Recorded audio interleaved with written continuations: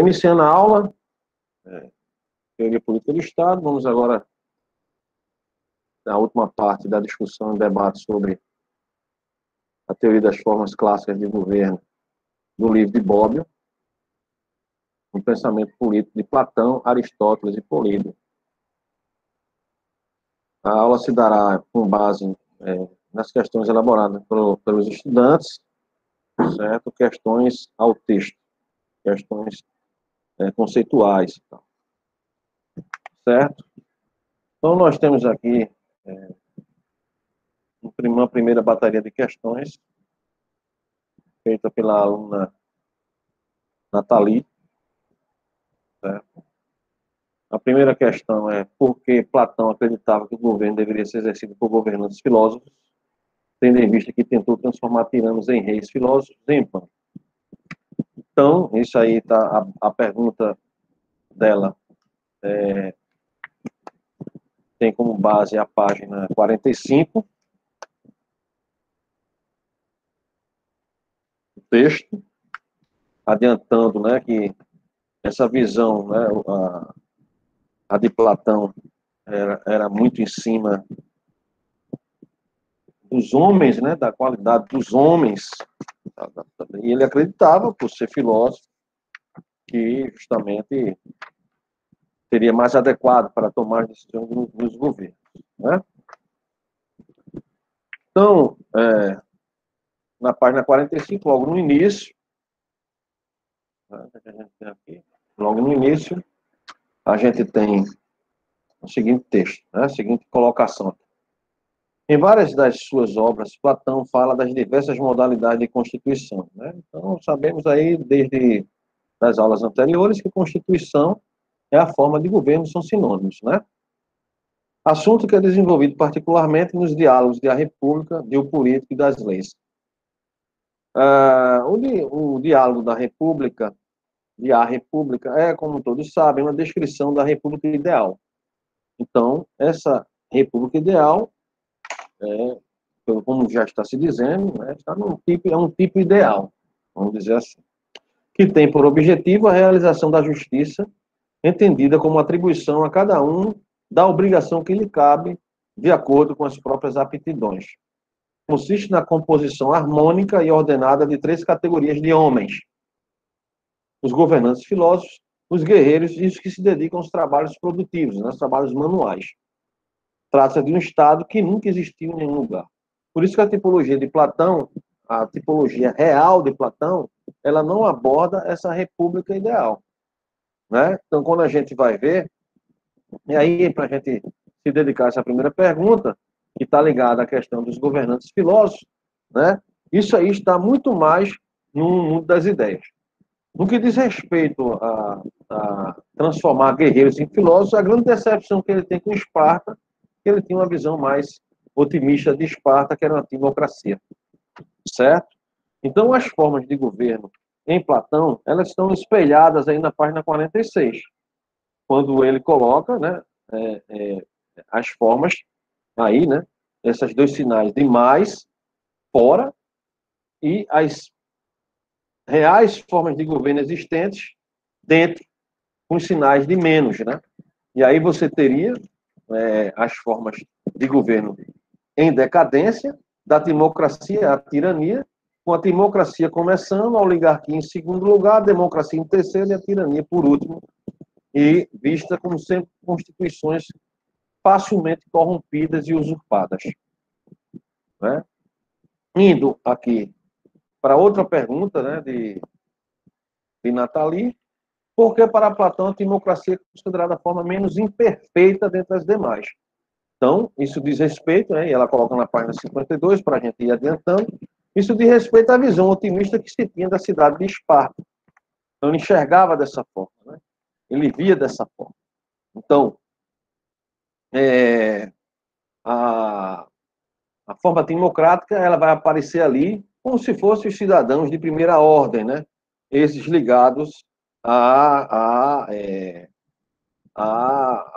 aos guerreiros, vamos dizer assim, espartanos, né? A gente tem que focar, né, que A visão de Platão é uma visão muito em cima desse comportamento dos homens, né?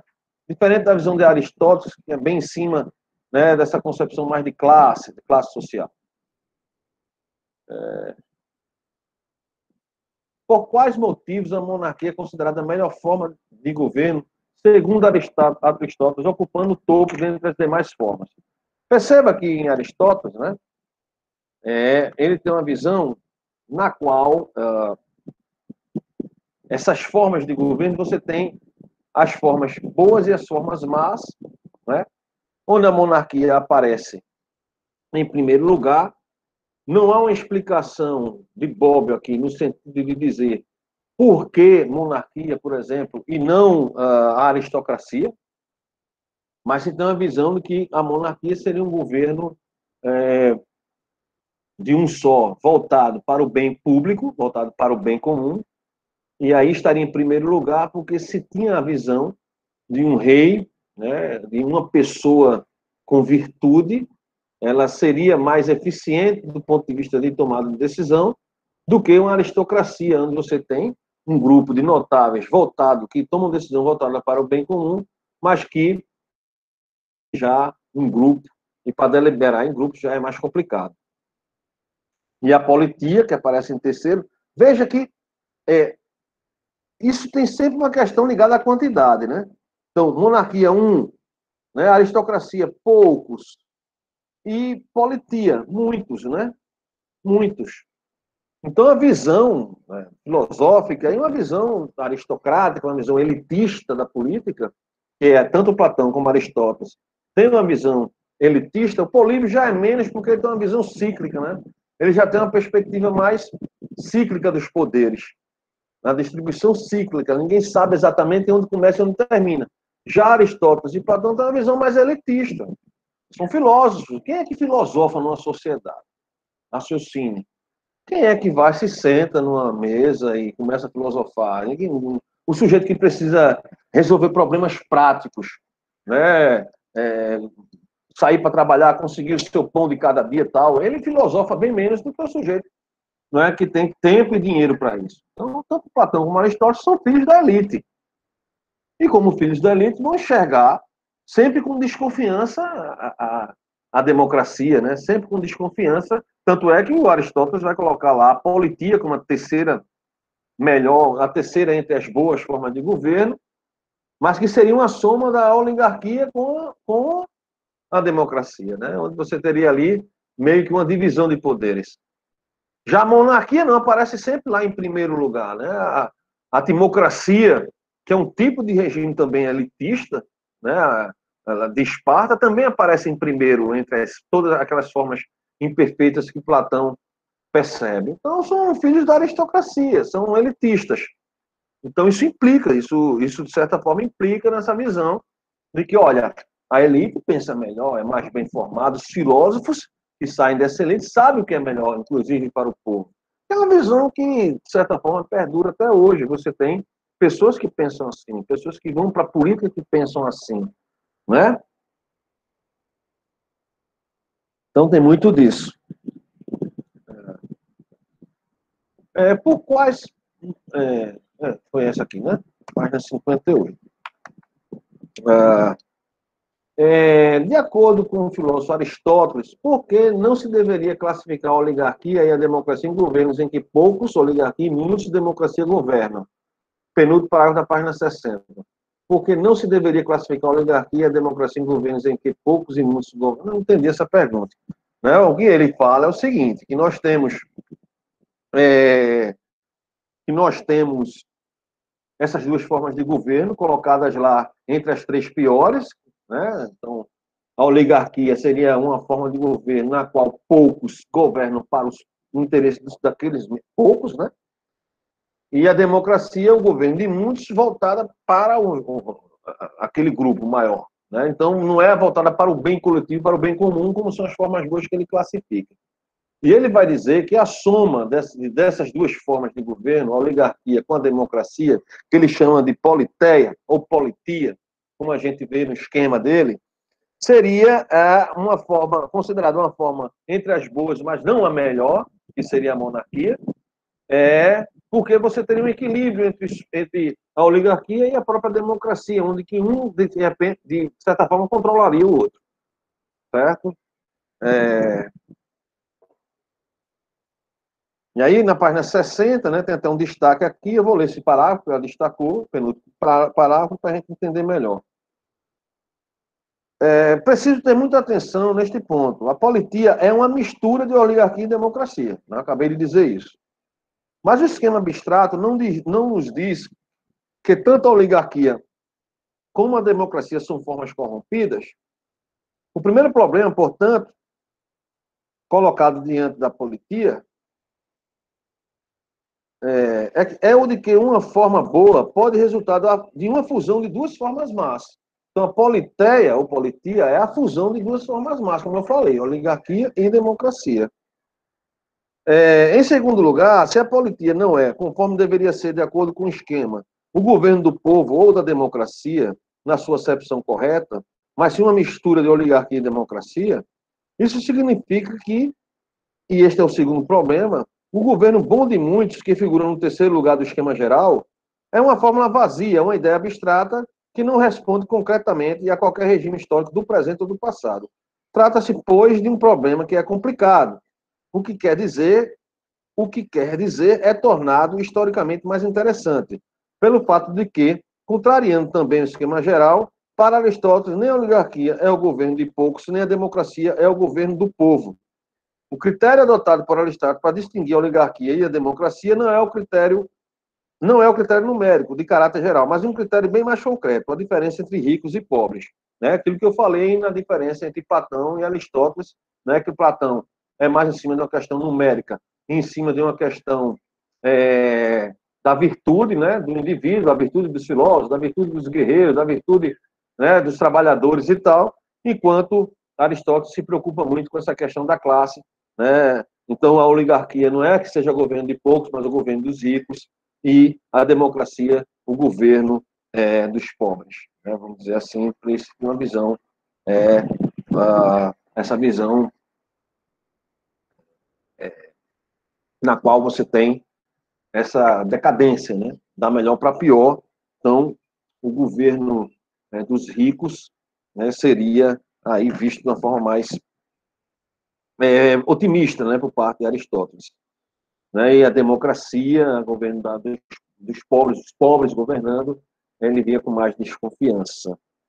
Diferente da concepção hoje, né, na nossa concepção contemporânea. Essas concepções aqui, esses conceitos, essas discussões, elas são discussões de prelúdio, discussões embrionárias, né, nas quais a gente tem aqui a preocupação de entender que essa discussão, essas tipologias, tal, elas vêm de muito longe. Então, o que a gente discute são teorias do Estado, teoria política e tal, é uma discussão que vem tempos remotos, né? A gente está falando aqui de 2.500 anos atrás. Né? Então, assim, são questões que a gente precisa entender, não que isso aqui vai ser aplicado de alguma forma, mas que a gente entenda que, historicamente, são conceitos que vêm sendo construídos há muito tempo. Então, essas formas de governo que a gente tem hoje, democracia, né, que é o que a gente coloca como sendo, tudo que a gente coloca em termos otimistas é democracia. Ah, fulano não está sendo democrático porque não está deixando as pessoas participarem, não é isso que a gente fala? Então, isso não é democrático porque a maioria não decidiu. Sempre se fala isso, apesar de que, na democracia contemporânea, a maioria tem voz, mas a minoria também, ou as minorias. Na verdade, quanto mais as sociedades são complexas, a gente não está falando de sociedades tão claras como essa da antiguidade. A gente está falando de sociedades muito mais complexas, né? A gente está falando de pós-industrialização, né? Hoje nós estamos na sociedade da informação. Então, é muito mais complexo, é muito mais diverso. Né? Um pobre hoje, um ser que tem pouco recurso, ele não é um pobre como na antiguidade. Né? Existem direitos civis, essas pessoas têm mais oportunidades, podem deixar de ser tão pobres a partir do momento que adquirem conhecimento, estudo, passam a obter melhores empregos, melhores salários e a sair da pobreza. Então, é uma sociedade muito mais volátil. E aí a democracia, ela tem uma outra perspectiva também. Então, essa visão da democracia como uma turba, da democracia como os pobres que estão ali, e isso é uma ameaça ao status quo e tal, faz parte de um passado. Né? Um passado não remoto como a antiguidade clássica. Né? Essa visão da democracia, essa visão negativa da democracia, ela entra aí pelo século XIX, século XX, né? Só que depois da Segunda Guerra Mundial, sobretudo, a democracia como forma de governo, na qual governos são eleitos pelo povo, e o povo também tem limitado seus poderes, né, de não poder decidir questões como aconteceu no período da Segunda Guerra, né, de você eleger um governo democraticamente e esse governo se tornar tirano, como foi na Alemanha nazista, né? Então, pós-Segunda Guerra, com a Declaração Universal dos Direitos do Homem e do Cidadão, com a Constituição da União das Nações Unidas, com as constituições liberais que vão surgir depois aí, com garantias de direitos civis, né, direitos salvaguardados nas constituições, tudo isso aí é moderno, é contemporâneo, e a democracia vai absorver tudo isso. A democracia antiga ela é vista apenas como uma participação direta de vontade popular, na qual essa vontade ela supera qualquer outra vontade. Por isso que era muito, né, principalmente a aristocracia, da qual saiu Aristóteles e Platão, desconfiava da democracia. Mas a democracia contemporânea não, ela limita também o poder da maioria. A maioria não pode fazer tudo o que quer, tudo o que dá na cabeça. Né? Então, essa democracia que a gente fala em Aristóteles e Platão, Políbio, ela é uma outra democracia, é a democracia clássica, aquela da ágora ateniense, né? Quase que não sai, da ágora ateniense, certo? A democracia hoje é a democracia moderna, ela nasce nas revoluções burguesas, sobretudo a Revolução dos Estados Unidos, né? A independência dos Estados Unidos, né? Que vai ser a primeira democracia eleitoral que a gente tem conhecimento, né? Na modernidade. E as democracias eleitorais da Europa Ocidental, por exemplo, elas vão se tornar apenas democracias eleitorais no século XX, por exemplo, no limite no século XX. Né? Porque democracia eleitoral é diferente de oligarquia competitiva. Então, na Inglaterra, por exemplo, quando há a vitória do parlamento em cima da burguesia, da monarquia, e a monarquia existe até hoje lá, com um acordo feito. A vitória do parlamento não foi o fim da monarquia, foi o limite do poder do monarca. O monarca passou a ter que se sujeitar às tomadas de decisão do parlamento, que nada mais era que o povo da época. Quem era o povo? A burguesia. Né? Aquelas pessoas que estavam ali na lateral, na margem da sociedade, são os trabalhadores, os campesinos, não foram absorvidos. Foi depois. Aí sim, depois que eles são absorvidos no parlamento, passam a ter representação e voto, aí passa a ser uma democracia representativa.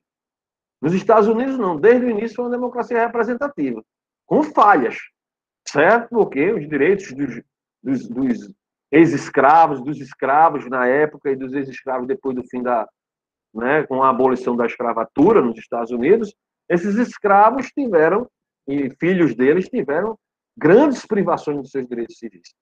Né? Até muito recentemente, né? Década de 60 do século passado.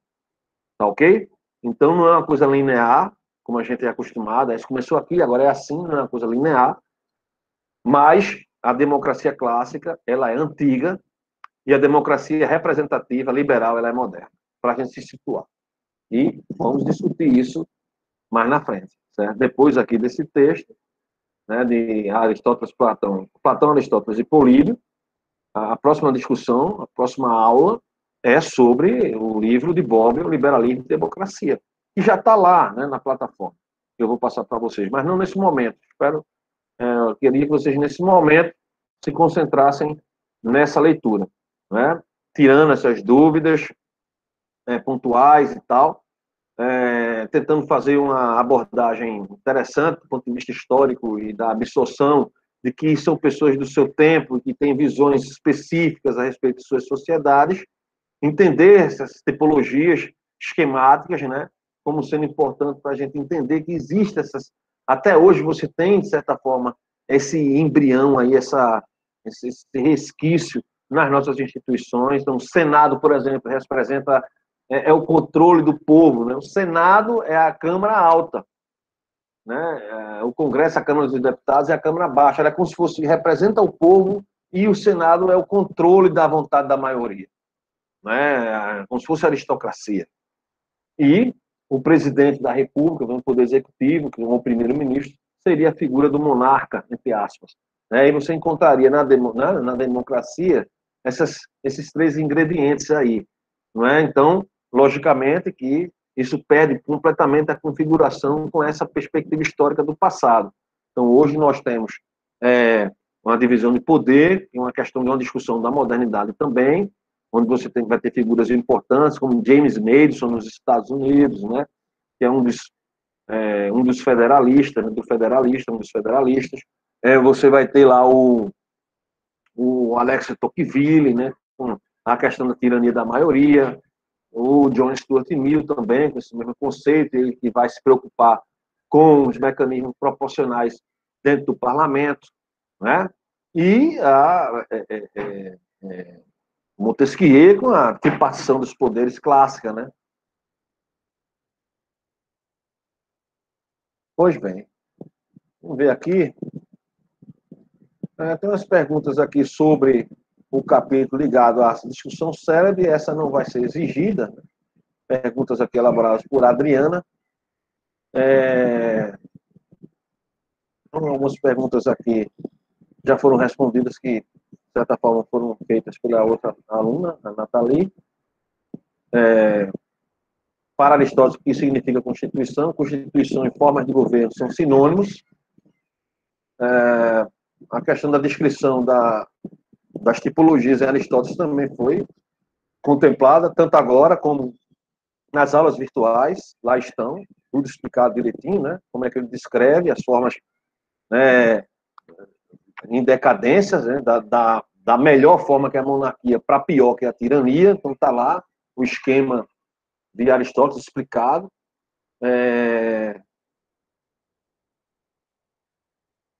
Segundo o livro, quais foram as três teses citadas? Capítulo 4. Né? As teses devem ser as teses de Políbio, né? As teses de Políbio. Aqui as questões ligadas a Políbio. Então, no capítulo 4. Vamos para Políbio. Então, são perguntas pontuais, né? Não sei se isso aqui foram dúvidas ou se isso aqui, de certa forma, são perguntas elaboradas como se fosse um questionário, né?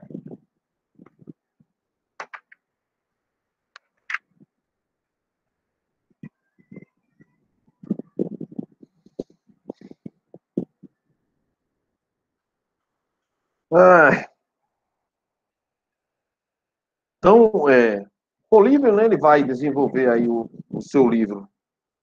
A história é uma exposição pormenorizada da Constituição Romana. E aí é onde se aborda, né, essa questão das três teses, que existem fundamentalmente 6 formas de governo, 3 boa e 3 mais, é uma das teses, né? Essas 6 formas de governo se sucedem umas às outras de acordo com um determinado ritmo, constituindo assim um ciclo repetido no tempo. Essa é a segunda tese. E a terceira tese é que, além dessas 6 formas tradicionais, há uma sétima, exemplificada pela Constituição Romana, que é a melhor de todas, enquanto síntese das 3 formas boas de governo. E as formas de governo, ela segue esse esquema aqui, o esquema da tipologia dele, não sei se dá para ver aqui, certo? Nesse modelinho que eu coloquei aqui, ó. Então é cíclico, então a gente não sabe muito bem, não fica muito claro onde se começa e onde se termina, e se há sempre uma renovação disso. Então, pelo esquema dele, é como se você tivesse a monarquia ela, né, degenera em tirania, diferente do modelo aristotélico, que é uma derrota, né, vai caindo em decadência, e o modelo dele é cíclico, então de um bom segue um mal, de um bom segue um mal. Então, da monarquia cai para a tirania, da tirania vai para a aristocracia, da aristocracia a oligarquia, da oligarquia a democracia é vista como uma forma boa de governo, né, Políbio, e ele usa o termo oclocracia, que é mais como se fosse o governo da turba, né? Algo meio da multidão, do tumulto. A teoria do ciclo, né? A teoria do ciclo de Políbio.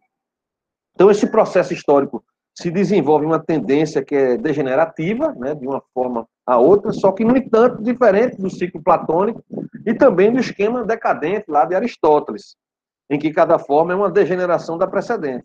Num processo contínuo, o ciclo polibiano se desenvolve através da alternância de constituições boas e más. Essa alternância que eu acabei de dizer aqui no ciclo. A constituição boa que segue é inferior àquela que a precede. A má é pior do que a má que a precede. A tese de Políbio é que todas as constituições simples são más porque são simples. E aí, qual o remédio? O remédio é justamente a Constituição Romana, que é complexa, e nessa Constituição Romana, o que caracteriza ela é o governo misto. Lembrar que Políbio ele enaltece a figura da Roma republicana, e não da Roma do Império, né? Da Roma imperial.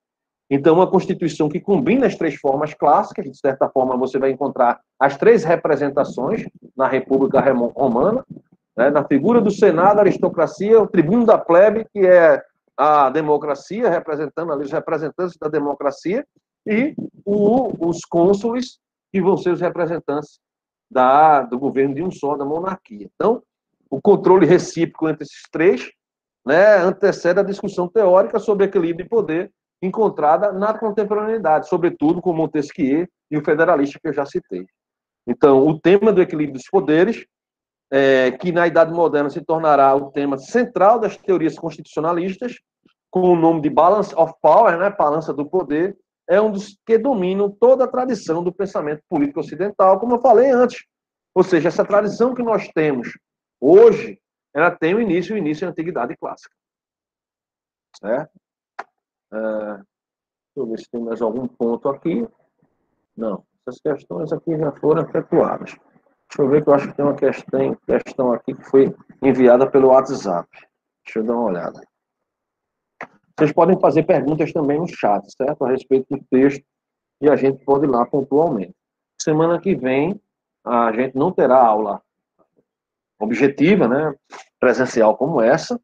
Nós teremos a avaliação que vai ser encaminhada, certo? Eu vou encaminhar para vocês mais ou menos às 19h30 da próxima quinta-feira, né? Eu acho que é de 18. Salientando mais uma vez que no dia 16 eu estarei lá o dia inteiro, né, em Sumé. Né? Quem estiver por lá e quiser dar uma passada lá para falar alguma coisa, certo? Estarei lá. Essa avaliação será enviada, não será uma avaliação tipo questionário. Eu vou sugerir uma construção de um texto que leve em consideração esses principais aspectos que eu falei aqui. Aqui, nas aulas virtuais, nas aulas passadas, que a gente vai encerrar a primeira unidade com a discussão da teoria das formas clássicas de governo, em Platão, Aristóteles e Políbio, do livro de Norberto Bobbio, A Teoria das Formas de Governo. É isso, a primeira avaliação. É uma discussão simples, mas que é importante a gente entender aí esses processos que diz respeito tanto a questões de poder, né, de divisão de poder e tal, como diz também a questões sociais, a questões de visões de virtude, de governantes e tal, que são importantes até hoje. Né? A gente espera sempre dos governantes virtude. Né? Uma das principais virtudes que um governante pode apresentar no mundo contemporâneo é seguir a lei, né? É respeitar o limite do seu poder, né? Dentro daquilo que O'Donnell, como cientista político argentino, diz, né? Que o acountability horizontal, que é você respeitar os aspectos republicanos e liberais e democráticos de um regime político. Então, a vontade do povo deve ser ouvida, deve ser levada em conta. Os direitos civis devem ser garantidos e preservados pelas instituições do Estado. E se espera que os agentes, principalmente os que têm mais poder, tenham a virtude de respeitar as leis. Porque em países como o Brasil, né, onde passar por cima da lei, e a gente sabe, né, por as últimas medidas que foram tomadas pelo STF, já mostra muito bem para a gente que a lei serve para um, mas não serve para outros, né? Essa é uma discussão fundamental. Essa virtude que os antigos exigem tanto dos seus governantes é algo importante na contemporaneidade. Precisamos, né, com que os os agentes do Estado, principalmente os que têm mais poder, respeitem as regras, não usurpem o poder e não sejam corruptos. Né? É isso que se espera. E está lá atrás, desde a antiguidade. E a gente, como gestor público, vocês se formando nisso, né? Começando a formação de vocês nisso, nessa questão, devem levar isso em conta, essa formação teórica, né? Que é fundamental para o seu comportamento como ente público. A partir do momento que você entrar na gestão pública, né? Ser um funcionário público, tem uma série de questões, uma série de requisitos, uma série de princípios que vocês têm que ter em mente e têm que respeitar, para evitar, muitas das vezes, situações, né, como nós vemos nos últimos anos, né, de servidores agindo fora da lei, favorecendo A ou B, entrando em esquemas de corrupção, e aqueles que estão lá na ponta, né, os mais fracos, ficam presos, não saem. Quem terminam saindo são os graúdos, né, em democracias frágeis como a brasileira. Em democracias consolidadas vai todo mundo em cana. Tem boquinha não, né, como diz no ditado popular. Mas democracias como a nossa, a insegurança jurídica, a incapacidade dos atores estatais seguirem a lei, o império da lei, né, membros de Suprema Corte rasgando a Constituição, é praticamente uma regra. Né? E é por isso que a gente tem que enxergar muito bem onde é que estão os problemas. A partir desse momento, né, eu deixo aberto para perguntas. Né? Sim, tinha as perguntas aqui do WhatsApp, né, que eu falei com vocês agora. Enfim, vou dar uma olhada aqui.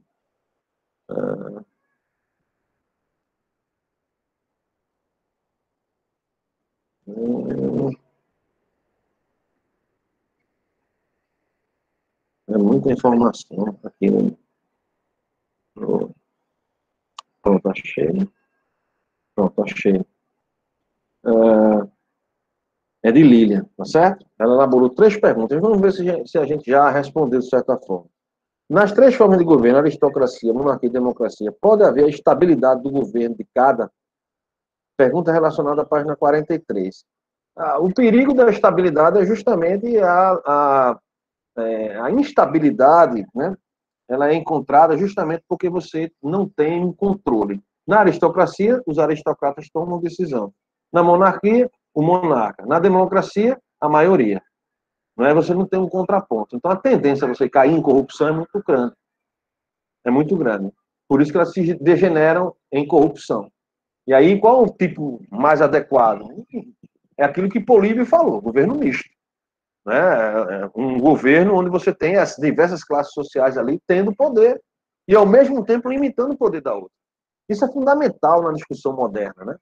Lá no James Madison, né, no Federalista, que vocês vão ter acesso a essa leitura, no Federalista, ele vai dizer justamente isso. Olha, quanto mais facções, quanto mais partidos, melhor no regime político, porque ninguém vai se sobressair em cima do outro.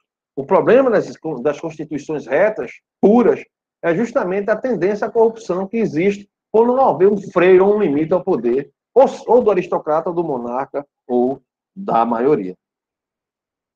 As constituições que Platão examinou foram democracia, democracia e tirania. Por que não examinou as formas tradicionais, monarquia e a aristocracia? Perceba que lá no modelo platônico, essas concepções estão fora do modelo real. Né? No modelo platônico, o que é que a gente tem? Né? Indo aqui para o desenho. Né? A gente tem a democracia, né? com o tipo de governo, o tipo ideal lá de Esparta, né? Da República Espartana, a democracia. Depois vem a oligarquia, veja que ele não usa o termo aristocracia, que seria em Platão uma forma boa do governo de poucos. Usa a democracia da mesma forma que Aristóteles usa a democracia, mas diferente de Políbio, que Políbio enxerga a democracia com uma forma boa. E, por fim, tirania. Tanto a monarquia como a aristocracia estão fora, porque tanto a monarquia como a aristocracia seriam governos de tipos de ideais nos quais os filósofos deveriam estar na ponta disso. Né? Então, não são irreais, são governos que existem só no tipo ideal. Então, ele vai chegar na democracia algo mais próximo da monarquia. Né? Então, são formas de governo imperfeitas, só que a mais imperfeita é a tirania e a menos imperfeita a democracia.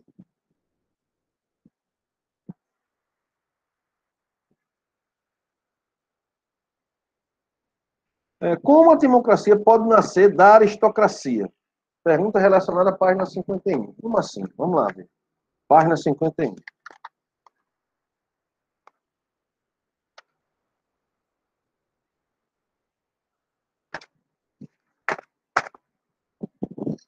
Vamos ler a página 51 para ver onde é que surgiu essa pergunta aqui, para ver se a gente entende bem essa pergunta. É em Platão, certo? Relacionada a Platão aqui. Como se manifesta a corrupção do Estado? Essencialmente pela discórdia. Esse é um dos grandes temas da filosofia política de todos os tempos, um tema recorrente, sobretudo devido à reflexão política que examina os problemas do Estado, não ex parte populi, porque deste ponto de vista o problema de fundo é o da liberdade, mas ex parte príncipes, isto é, do ponto de vista daqueles que detêm o poder e que têm a responsabilidade de conservá-lo. Para os que consideram o problema político ex parte príncipes, e Platão é seguramente um deles, talvez o maior de todos, né? O tema fundamental não é o da liberdade do indivíduo com respeito ao Estado, mas o da unidade do Estado com relação ao indivíduo. Se este é o bem maior, o mal será a discórdia. Princípio da desagregação da unidade. A visão dos filósofos da antiguidade é muito em cima do todo em relação às partes. Na verdade, as partes só vai se sobressair, né, o indivíduo na modernidade, né, depois da Idade Média. Da discórdia nascem os males da fragmentação da estrutura social, a cisão em partidos, o choque das facções, por fim, a anarquia, o maior dos males, que representa o fim do Estado, a situação mais desfavorável à instituição do pior tipo de governo, a tirania. A visão de Platão sobre as facções, sobre, né, os vários partidos, era negativa, não conservador. O tema da discórdia como molesta, como patologia do Estado, é frequente. A corrupção do Estado é muitas vezes comparada à doença do organismo, dada a analogia contínua proposta por Platão entre o corpo do indivíduo e o corpo do Estado. Tentemos explicar como é que a democracia pode nascer da aristocracia. Eu acho que é daí que surge a pergunta. Para começar, não é verdade indiscutível que todas as formas de governo se transformam devido justamente àqueles que governam, quando entre eles surge a discórdia, e que enquanto o governo se mantém em harmonia, embora pequeno, permanece necessariamente inalterado. Então, o que ele quer dizer é que uma forma de governo vai surgir, né, da discórdia. Então, enquanto há estabilidade e harmonia entre aqueles que estão ali, e aí requer muita virtude de quem governa, certo? O governo se mantém. Quando há discórdia, você vai ter uma outra forma surgindo. Por isso que vai num caso que ele, na avaliação dele, né, que é uma filosofia, isso aqui é filosófico, não tem como comprovar empiricamente que de uma democracia vai surgir uma tirania, depois a tirania vai voltar a ser uma democracia. A gente não tem como prever isso, é uma questão aqui de uma tipologia construída, e de que a visão dele de discórdia, né, imagine qual a sociedade me diga que não tem discórdia, né? Então, de certa forma, Platão é um conservador, muito difícil você conseguir manter uma estrutura sem discórdia política, né? Principalmente onde você tem gente com poder, e por isso que, na época de Platão e Aristóteles, você vai ter muitas rupturas de formas de governo, porque ainda é um momento muito remoto, muito embrionário das sociedades, onde muito dificilmente você teria uma estabilidade longínqua dos governos, porque a discórdia, e aí a natureza humana, que é uma discussão moderna, né? A gente discute muito o estado de natureza, já a natureza humana na modernidade, ela sempre tem esse ingrediente da discórdia, que gera aí conflito, e se não houver realmente regras e tal, aí a gente tem violência, mortes e tal. Então, é por aí, certo?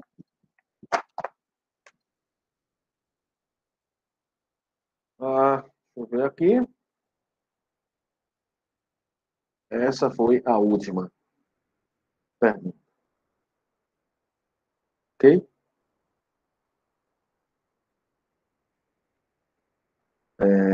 Aí eu deixo aberto para o chat ou para perguntas que vocês possam ainda ter, certo? A avaliação vai ser de caráter dissertativo, certo? Eu vou criar um esquema, certo? Uma construção para vocês elaborarem o texto. Não vai ser um texto jogado, não. Vou fazer um texto aí que aborde, né, esses principais conceitos aí, e aí vocês ficam à vontade se ainda tiverem algum tipo de dúvida, certo? A tratar. Mas é uma avaliação tranquila, vocês vão estar em casa, com 24 horas para fazer, então o texto está em suas mãos, tem as videoaulas, certo? Deixo aberto para vocês aí, certo? As perguntas podem ser feitas no chat também.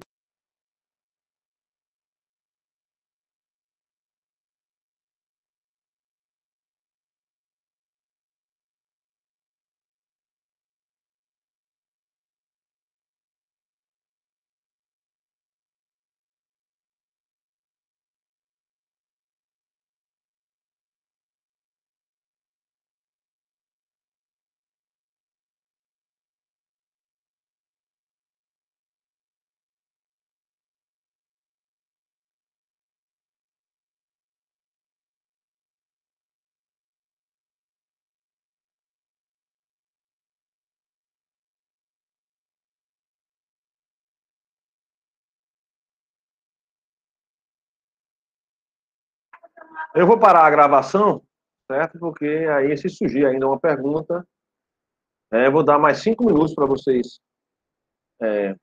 efetuarem algum tipo de questionamento, algum tipo de pergunta. Se nesses 5 minutos ninguém se manifestar, eu vou encerrar a aula, certo? E aí a gente se fala por outros meios, tá bom?